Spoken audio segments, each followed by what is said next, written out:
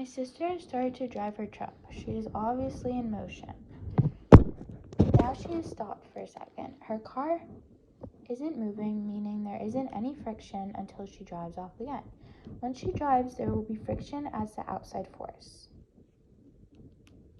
which is acting on the car. This shows Newton's first law because it shows an object in motion staying in motion and an object at rest staying at rest unless acted on by an outside force, which in this case would be the friction.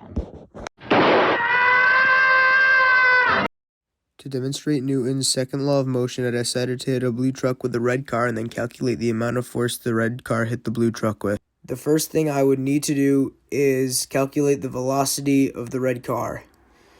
In this clip, you can see that I put the red car on a ruler and hit the blue truck to see how long it took for the car to go a certain distance. From this, I discovered that the red car had an acceleration of 0.38 meters per second squared.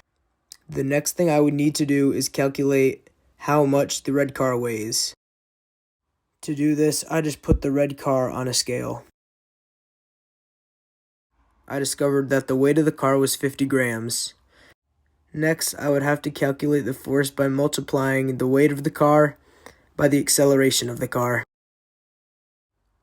So if the car had a rate of acceleration of 0.38 meters a second squared and it weighed 0.50 kilograms, if you multiply them together, you can get the amount of force. And from this, I determined that the red car hits the blue truck with a force of 0.019 newtons.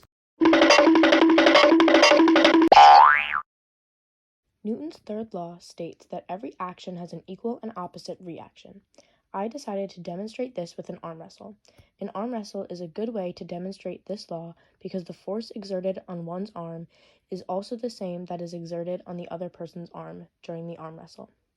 So, if during an arm wrestle, someone is winning, the force that they are using is being applied to their arm as well as the person they are beating. That is why beating somebody in an arm wrestle is tiring. First, you can see Luke and I are arm wrestling. Second, you can see that Luke wins.